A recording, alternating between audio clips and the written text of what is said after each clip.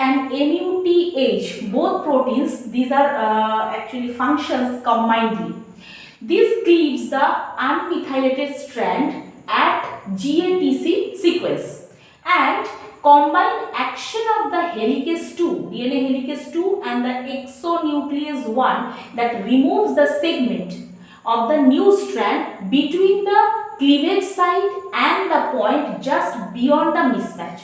Just beyond the where the mismatch is occurring, that point, beyond that point, that means which portion is cleaved?